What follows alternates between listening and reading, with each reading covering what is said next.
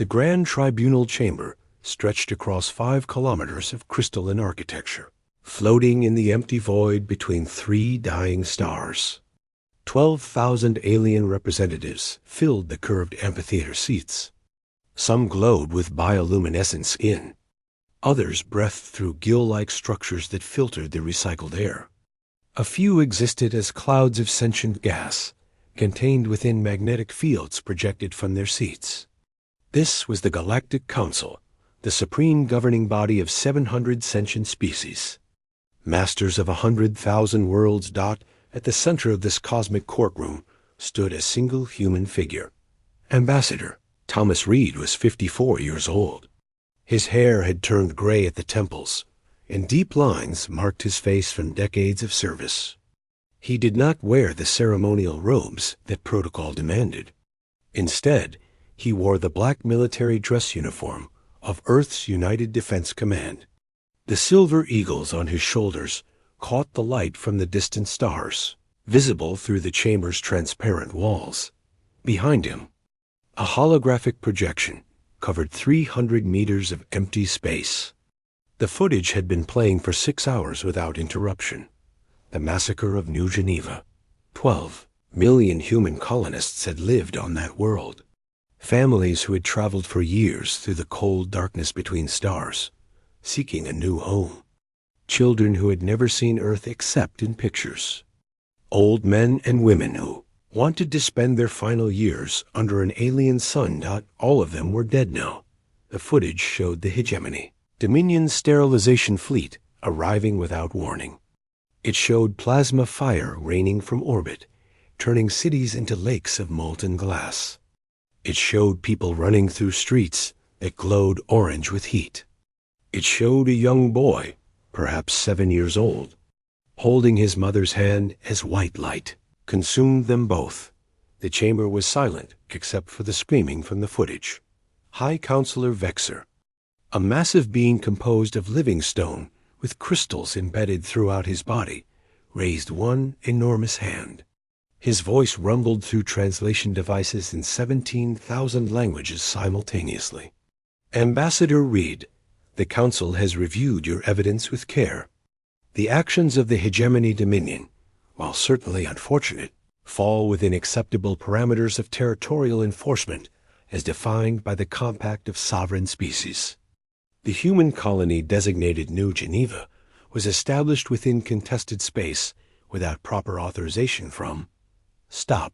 The word was quiet, almost gentle, but something in Thomas Red's voice made the entire chamber fall into deeper silence. I did not come here to argue about jurisdiction. Reed turned slowly, his eyes moving across the assembled representatives. I did not come here seeking justice. Your council has demonstrated over the past century that justice is not something humanity should expect from this institution. He reached into his jacket and removed a small crystal, holding it up so the starlight made it sparkle.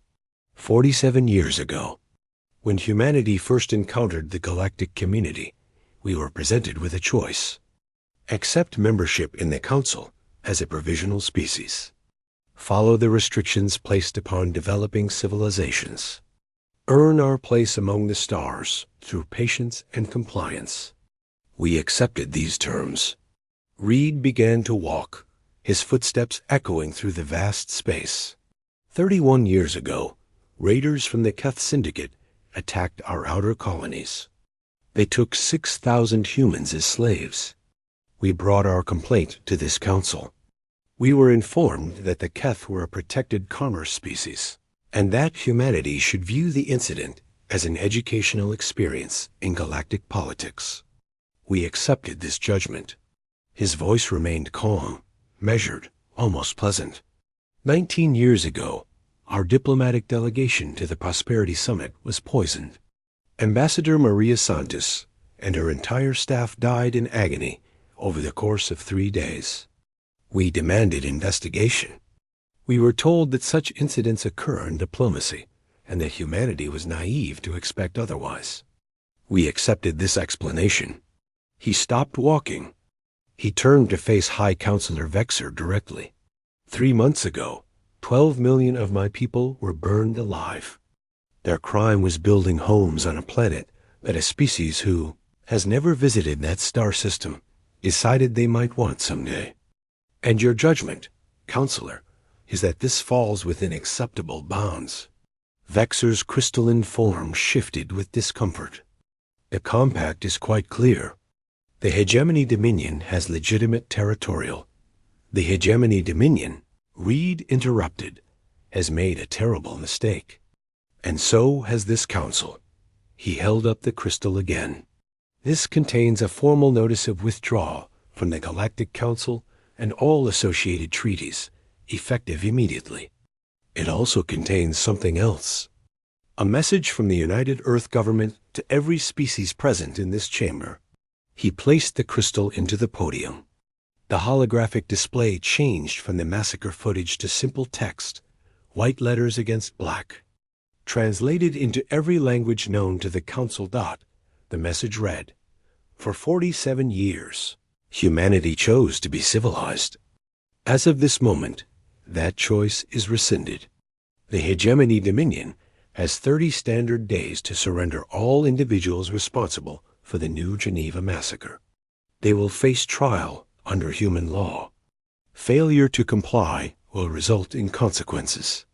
To the Galactic Council, do not interfere. This is not a request." Signed, Director Anna Cole, Earth Defense Command. Murmurs spread through the chamber like fire through dry grass. Some delegates laughed openly. Others waved their appendages in gestures of dismissal. The Hegemony Dominion's representative, an insectoid creature called Primarch Korath, rose from his seat. His mandibles clicked in a sound that translated as mocking amusement. 30 days? Consequences? Human, you possess one barely defended homeworld. Your species has no fleet capable of threatening even our merchant vessels. What consequences could you possibly deliver? I am not finished. Reed's voice cut through the noise. The chamber fell silent again. Many of you have wondered, over the decades, why humanity accepted every insult, every atrocity, every humiliation. Some theorized we were weak. Others believed us cowards. A few suspected we were hiding something. He looked directly at Primarch Korath. You were all partially correct. The holographic display changed again. It showed Earth, but not the Earth the Council knew. This Earth was surrounded by structures that shimmered into visibility as stealth fields deactivated in sequence. Shipyards, weapons platforms, factory stations, and ships. Hundreds of massive warships, each one larger than anything the Hegemony Dominion had ever constructed. The chamber erupted into chaos. Reed spoke over the noise, his voice amplified by the chamber systems. For 47 years, while we smiled and accepted your abuse, we built. While we played the role of naive newcomers, we created new technologies. While you dismissed us as a primitive species, we became something else entirely. He straightened his uniform. The Hegemony Dominion has 30 days. After that, humanity stops being civilized. Thomas Reid walked toward the exit. Behind him, the holographic display showed a countdown timer. 30 days. 29 days, 23 hours, 59 minutes, and 57 seconds. 50-6.50-5. High Counselor Vexor watched the human ambassador leave.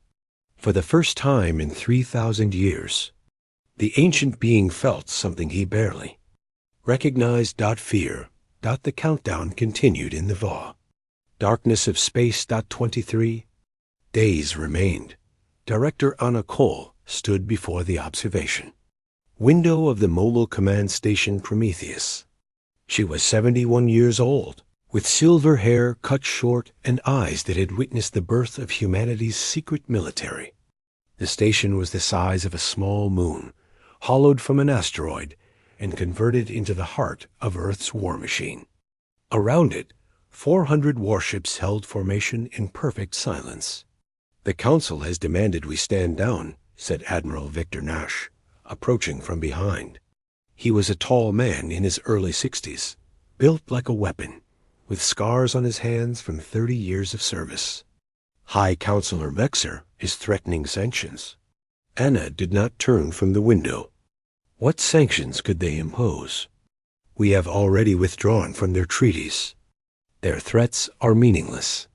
The Hegemony Dominion has fortified their border systems. They believe we will attack there first. They believe wrong. Anna finally turned to face her admiral. Victor, how many years have we worked for this moment? 47 years, Director. Since first contact. And in all that time, did you ever doubt we would reach this point? Nash was silent for a moment. I hoped we would not have to. I believed the Council might eventually treat us fairly.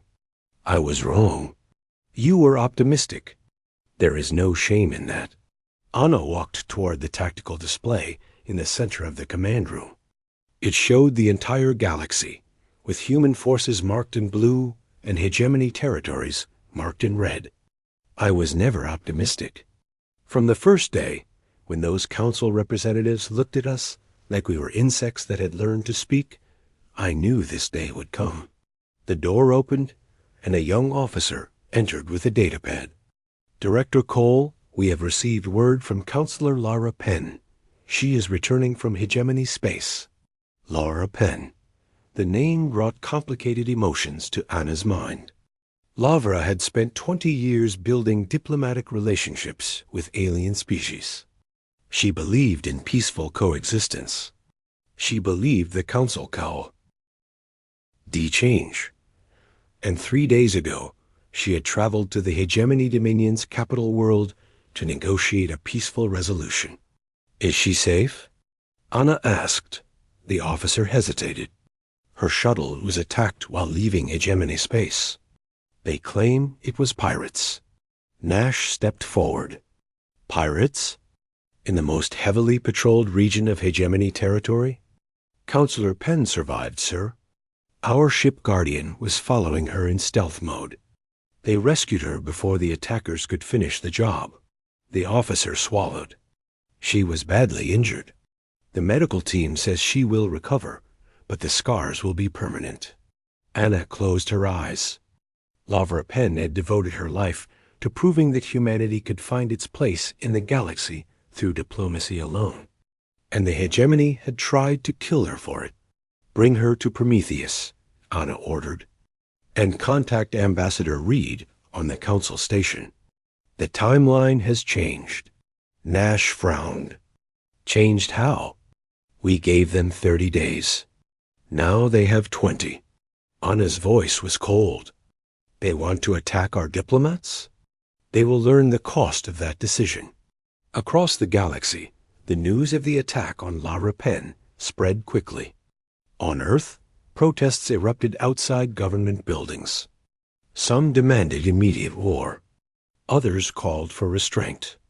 The population was divided, but one thing united them. Anger. Dr. Helena Marsh watched the protests from her laboratory window in Geneva. She was a xenobiologist, one of the first humans to study alien species after first contact. For decades, she had argued that humanity should learn from the Council's advanced civilizations. She had written papers praising alien philosophy. She had believed in their better nature. Now she felt like a fool. They tried to kill Lara, she said to herself. She went there to ask for peace, and they tried to kill her. Her assistant, a young man named Daniel, entered with coffee. The news networks are calling for the government to delay the countdown. They say we should give diplomacy more time. Helena laughed bitterly. More time? 47 years was not enough time? 12 million dead was not enough motivation for the Council to act? They had their chance. They chose to do nothing. Now we have no choice. You sound different, Dr. Marsh. I am different. Helena turned from the window.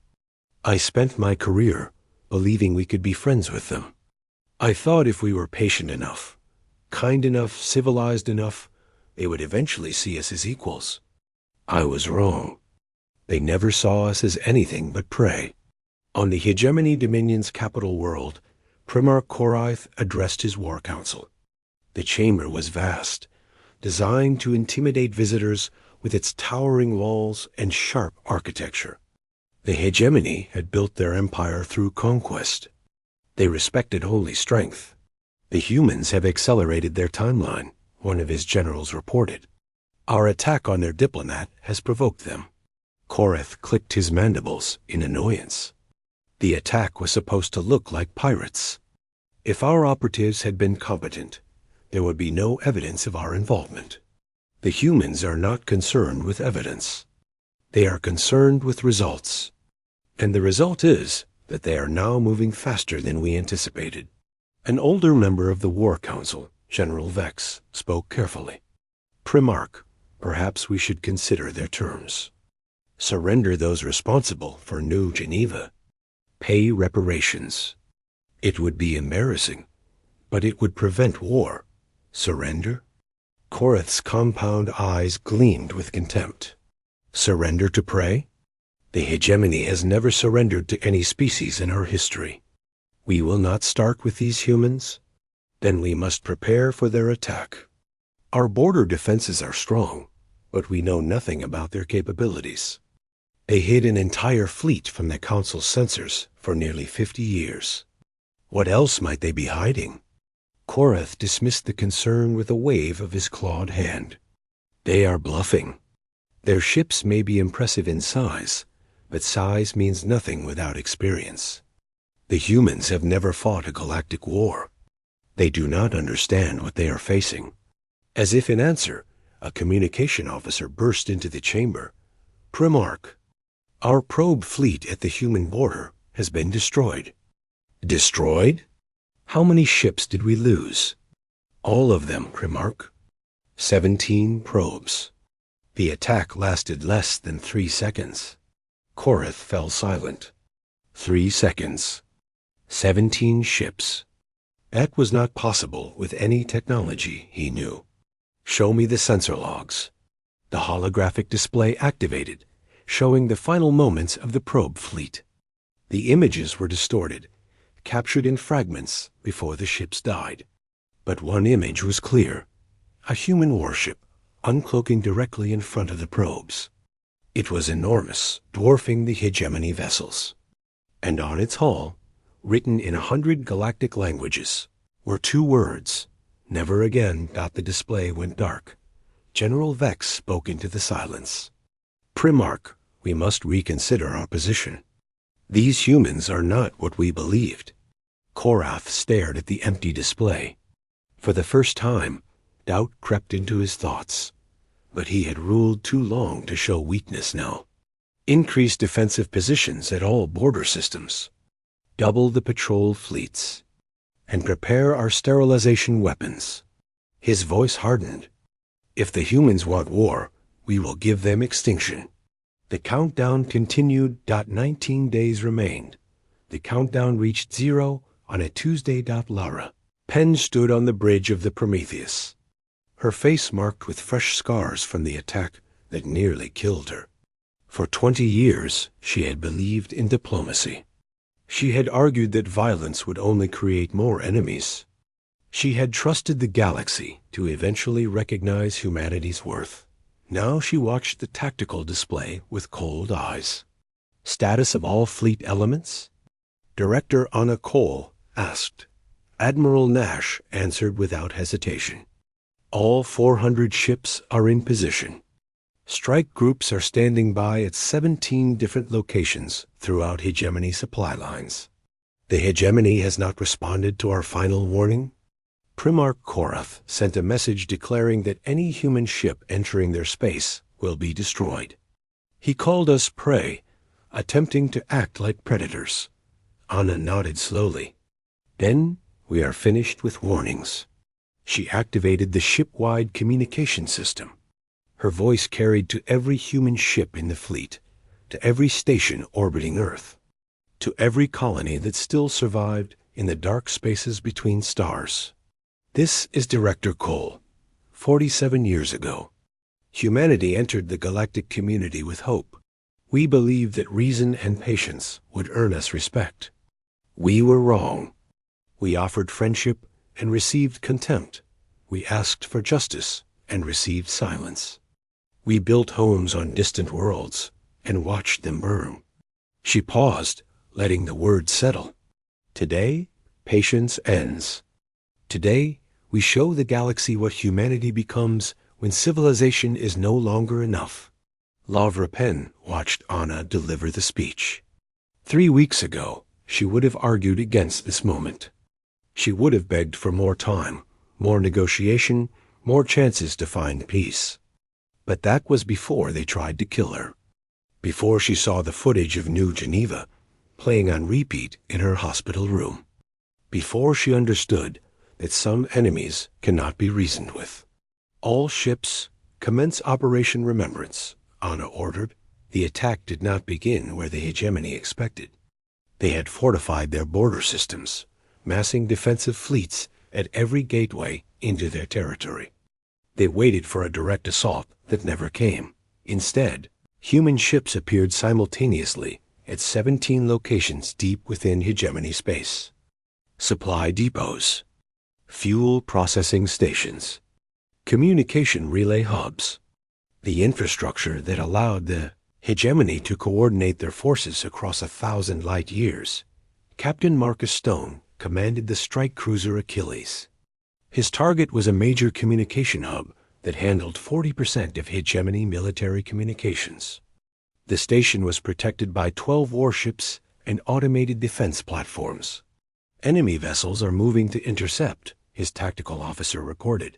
Let them come. Stone's voice was calm. Activate targeting solutions on all defensive platforms. Weapons free.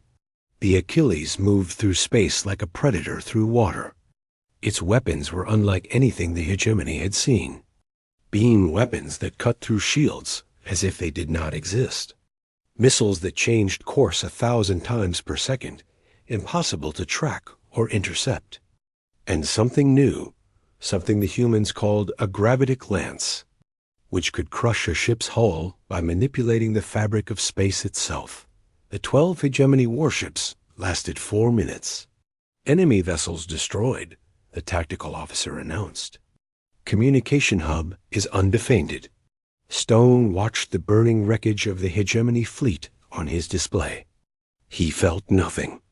These were the people who had burned children alive on New Geneva. They deserved no mercy. But humanity was not here for revenge alone. Open a channel to the station, Stone ordered.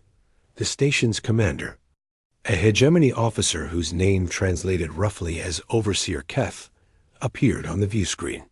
His compound eyes were wide with what Stone recognized as terror. Human vessel, we surrender. We are a communication station, not a military target. We have no weapons capable of threatening you. You have 1 hour to evacuate all personnel, Stone replied.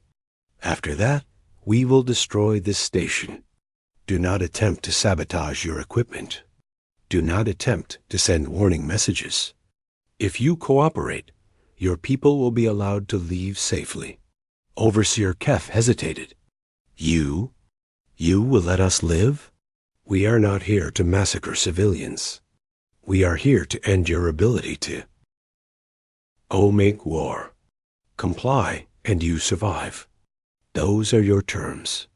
Across hegemony space, similar scenes played out at all 17 targets. Human ships appeared without warning, destroyed military defenders with terrifying efficiency, and offered civilian personnel the chance to evacuate.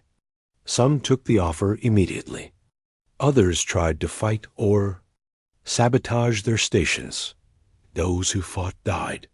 Quickly, those who sabotaged their equipment found that human ships could detect their actions and respond before they could complete them. By the end of the first day, the hegemony Dominion had lost the ability to coordinate its fleet across more than a third of its territory. Their military was not destroyed, but it was blinded and scattered. The Galactic Council demanded humanity cease hostilities immediately. Director, Cole's response was broadcast on every frequency. Did you demand? The hegemony cease hostilities when they were. Burning our children alive?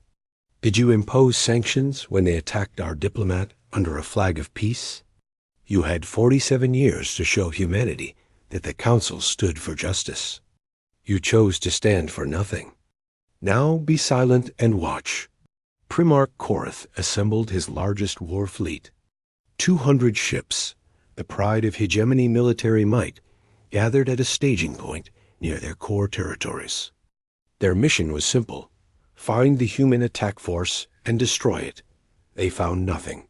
The humans had already moved, disappearing into the darkness between stars as if they had never existed. Korath's fleet searched for 3 days without result. On the 4th day, they received a transmission. Coordinates: a single star system, uninhabited and unremarkable. Korath knew it was a trap, but he had no choice. His government was demanding results. His people were afraid. He needed a victory, even a small one, to prove that the hegemony was still strong. The fleet jumped to the coordinates. They found a monument, floating in empty space. A vast structure of metal and light, clearly built by human hands. On its surface, names were carved. Millions of names. 12 million names. Every human killed on New Geneva. Attached to the monument was a recorded message. A woman's face appeared, her expression hard as stone. This is Director Anna Cole of Earth Defense Command. You are looking at the memorial we have built for our dead. Every name, every child, every family that burned because your species decided they were inconvenient. The recording continued. We could destroy your fleet right now. We have ships surrounding you that your sensors cannot detect. We have weapons that could turn your 200 vessels into ash in seconds. But we are not here to massacre you, as you massacred us. Pause. Go home. Tell your Primarch that we are coming for him. Tell him that his only choice now is surrender or destruction. And tell him this: for every day he delays, we will destroy another piece of his empire. Not his people, his infrastructure, his ability to make war. We will reduce the hegemony dominion from a galactic power to a collection of isolated worlds, unable to threaten anyone ever again. The recording ended. Korath's sensor officer spoke into the silence. Primarch, I am detecting multiple contacts decloaking around our position. Human warships. At least 50 of them. Korath looked at the tactical display. The human ships formed a perfect sphere around his fleet. They made no aggressive moves. They simply waited, weapons ready, as if daring him to attack. He gave the only order he could give. Retreat. All ships, retreat immediately. The hegemony fleet fled. Behind them, the memorial to New Geneva continued its silent orbit around a nameless star. 15 days had passed. The countdown had ended. Now humanity's war had truly begun. The hegemony dominion's home system was protected by the largest defensive array in galactic history. 3,000 weapons. Platforms orbited their primary world, each one capable of destroying a fleet. Automated defense stations filled the space between planets. Minefields stretched across every approach vector. The hegemony had spent 2,000 years building these defenses, layer upon layer of destruction, designed to make their homeworld untouchable. Primarch Korath stood in his war chamber, watching the tactical display with growing unease. 20 days had passed since the humans declared war. In that time, they had systematically destroyed every major military installation outside the core systems. Supply lines were severed. Communication networks were in ruins. Regional fleets were isolated, unable to coordinate or receive orders. And now, sensors detected something approaching through subspace, something massive. What is it? Korath demanded. His sensor officer's voice trembled. Primarch, The object is approximately 12 kilometers in diameter. It is moving at faster than light speeds on a direct course for our homeworld. Estimated arrival, 4 hours. 12 kilometers? That is impossible. Nothing that large can travel faster than light. The readings are confirmed, Primarch. And there is more. We are detecting additional signatures riding in its wake. Smaller contacts. Hundreds of them. General Vex stepped forward, his face pale. Primarch, we must consider evacuation. If the humans have developed a weapon capable of, there will be no evacuation. Korath slammed his clawed fist against the console. The hegemony does not flee. Activate all defensive systems. Every platform, every station, every mine. We will destroy this human weapon before it reaches us. The defensive array came online. 3,000 weapons platforms hummed with power. Automated targeting systems locked onto the approaching object. The greatest concentration of military firepower ever assembled waited for a single target. 4 hours later, the object dropped out of subspace. It was an asteroid. Or rather, it had been an asteroid before human engineers hollowed it out and converted it into a mobile fortress. The designation painted on its surface read, Prometheus in letters a kilometer tall. Director Anna. Cole watched from the command center as the hegemony's defensive array opened fire. All stations. Report shield status, she ordered. Admiral Nash responded immediately. Shield network is holding. The enemy weapons are powerful, but our overlapping coverage is absorbing the impacts. The Prometheus did not have one shield. It had thousands. Each section of the massive station projected its own defensive barrier, and these barriers interlocked in patterns that shifted constantly. The hegemony's weapons struck the shields and dissipated harmlessly, unable to find a weak point that remained stable for more than a microsecond. Their fire is decreasing, Nash reported. The automated platforms are beginning to overheat. Then it is time to respond. Anna activated the fleet-wide channel. All ships, Operation Judgment is active. Disable the defensive array. Minimal casualties. 400 human warships emerged from the Prometheus's shadow like wolves from a forest. They scattered across the system in precise formations, each group targeting a specific section of the hegemony's defenses. Captain Marcus Stone led the assault on the Western weapons cluster. His orders were clear. Disable the platforms without destroying them. It was a more difficult task than simply annihilating everything in sight, but humanity had not come for genocide. Target their power systems, Stone ordered. Precision strikes only. I want those platforms dark, not destroyed. The Achilles and her sister ships moved through the hegemony defenses like surgeons through diseased tissue. Their weapons were impossibly accurate, striking specific components while leaving the rest intact. Platform after platform went silent, their weapons falling still as power systems failed.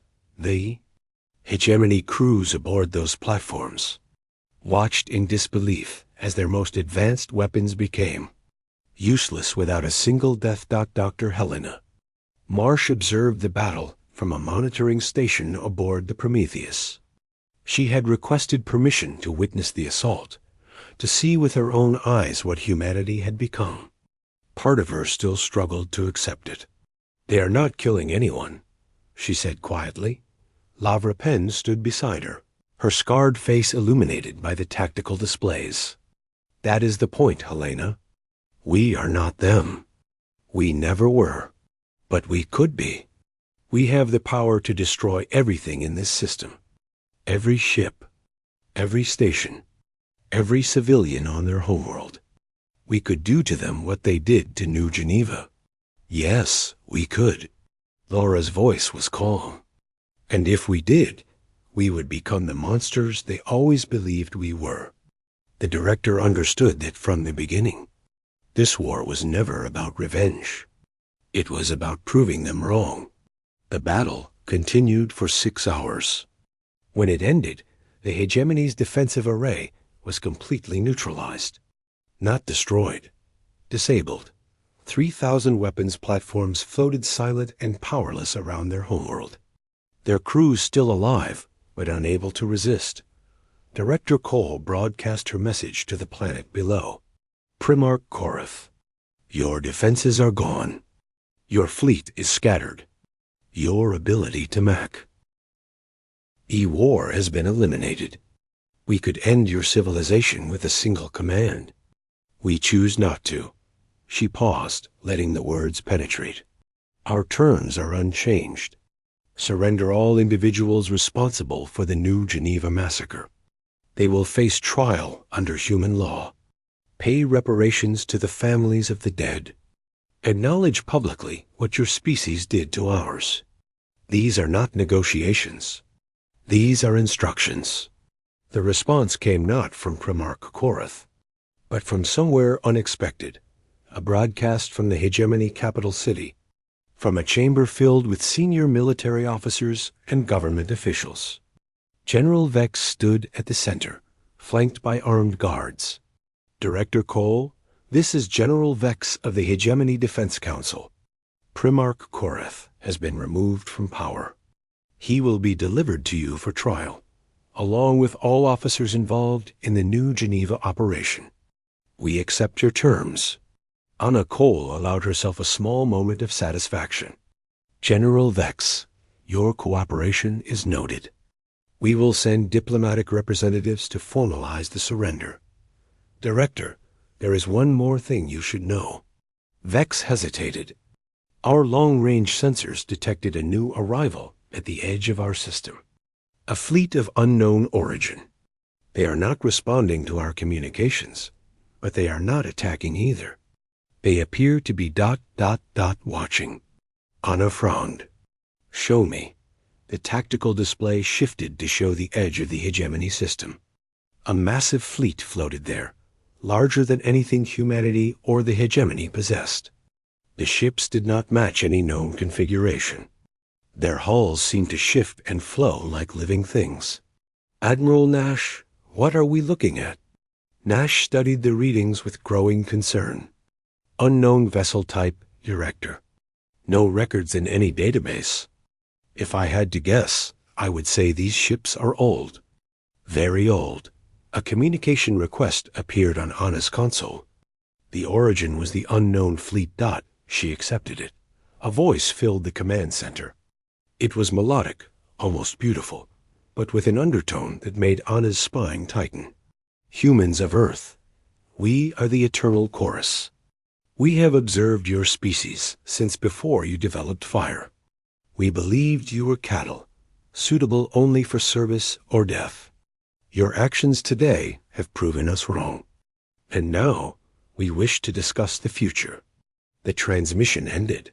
Anna stared at the display, showing the ancient fleet. War with the hegemony was over. Something far larger had just begun.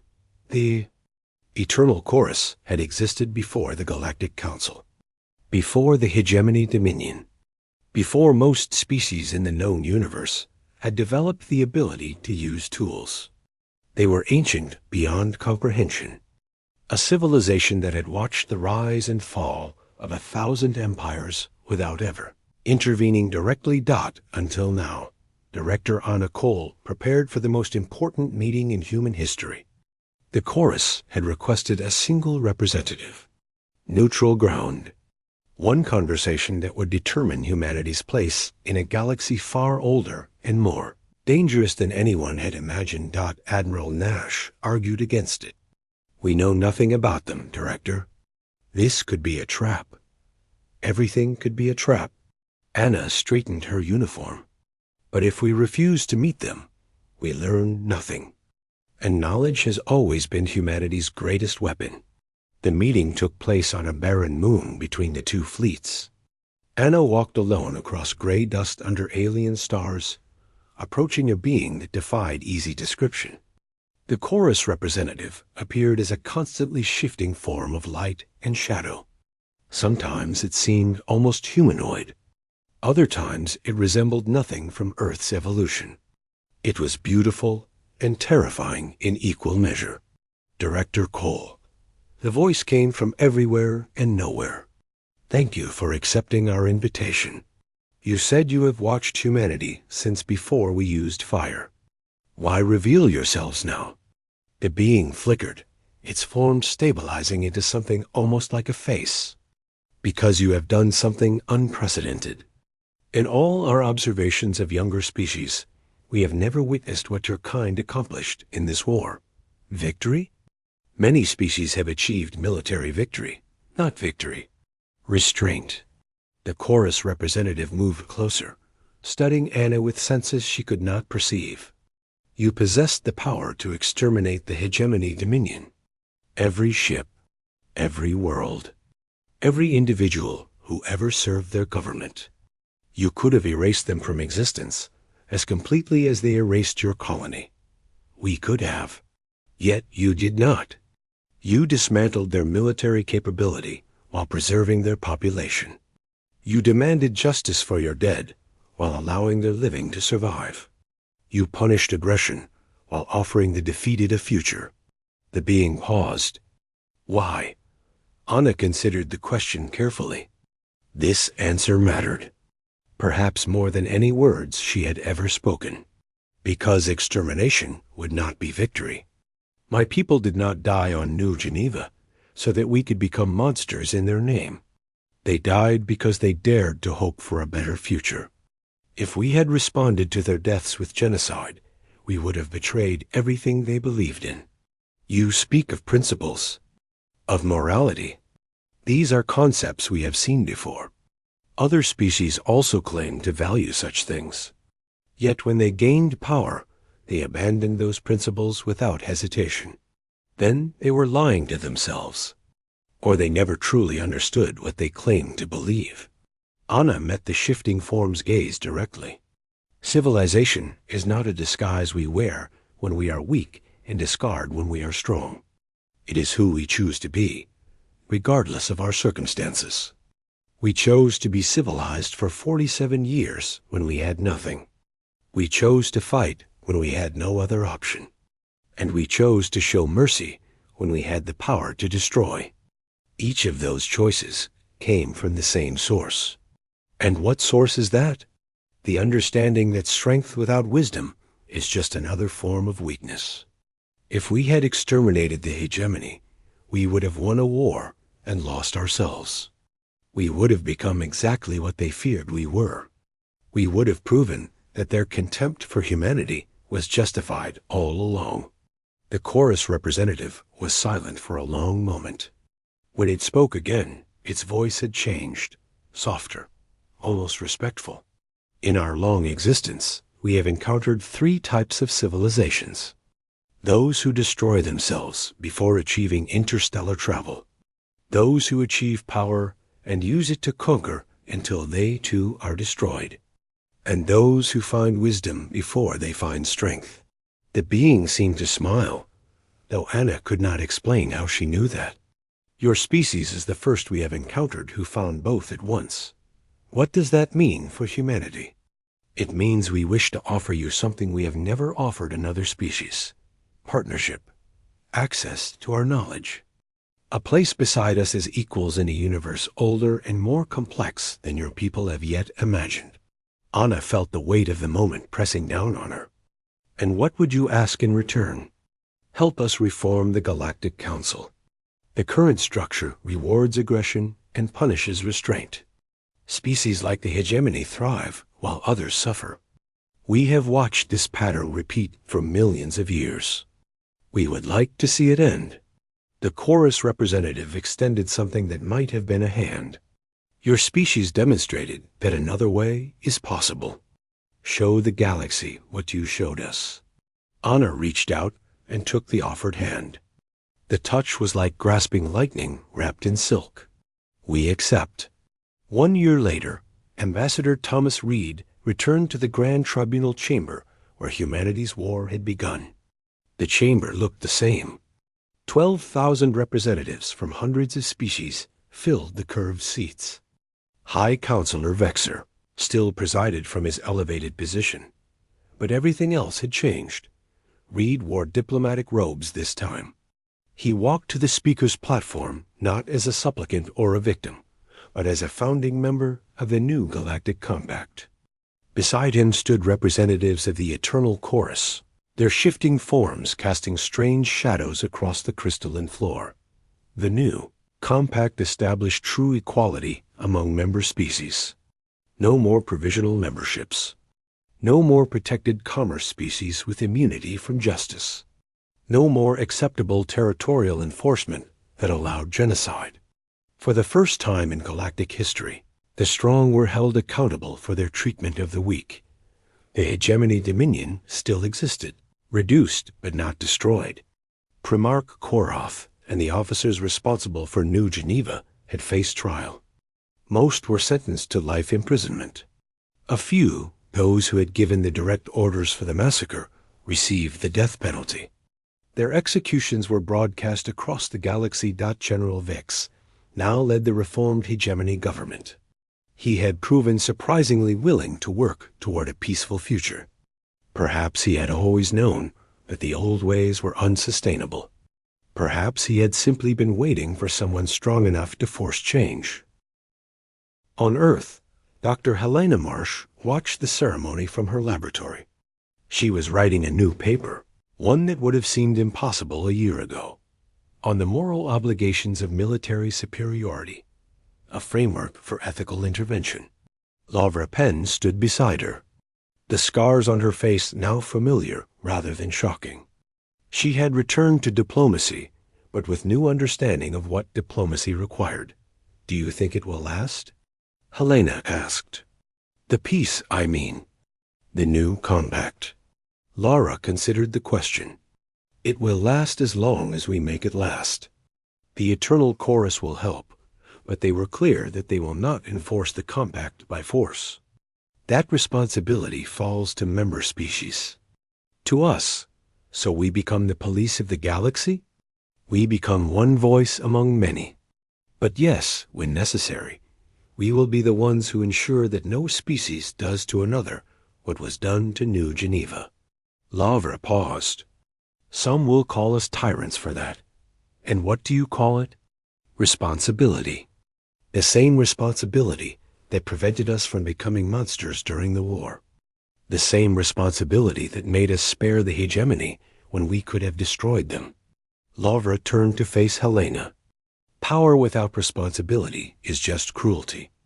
We chose something different." The ceremony ended with Director Anna Cole addressing the new compact. She spoke of the journey that had brought humanity to this moment. She spoke of the dead of New Geneva, whose names were now carved into monuments across 100 worlds. She spoke of the choice humanity had made when they decided to stop being civilized. "We learned something about ourselves during this war. Something I believe the galaxy needed to see. When we were weak, we chose patience. When we were strong, we chose restraint. When we had the power to become the very thing we hated, we chose to remain ourselves." Anna paused, her eyes sweeping across the assembled representatives. Some believed that civilization was a mask we wore to hide our true nature. They were wrong. Civilization is not a mask. It is a choice. And it is a choice we make every day, with every action. In every moment when we could take the easy path, but instead take the right one. She straightened her shoulders. The humans of Earth chose to be civilized for 47 years. Then we chose to fight. And now we choose something harder than either of those options. We choose to help build a galaxy where no species will ever have to make the choices we made. Where no children will burn because they built homes in the wrong place. Where no peoples will be forced to become warriors simply to survive. She smiled, and for the first time in a year, it reached her eyes. They asked us to be civilized, and we were. They punished us for it. So we showed them what we become when civilization fails. And now, having seen both faces of humanity, the galaxy has made a choice. Perhaps that was the most civilized thing we could have taught them. Outside the chamber, The stars burned cold and distant. But among them, on 100 worlds, human children looked up at the sky without fear. The war was over. The future had begun.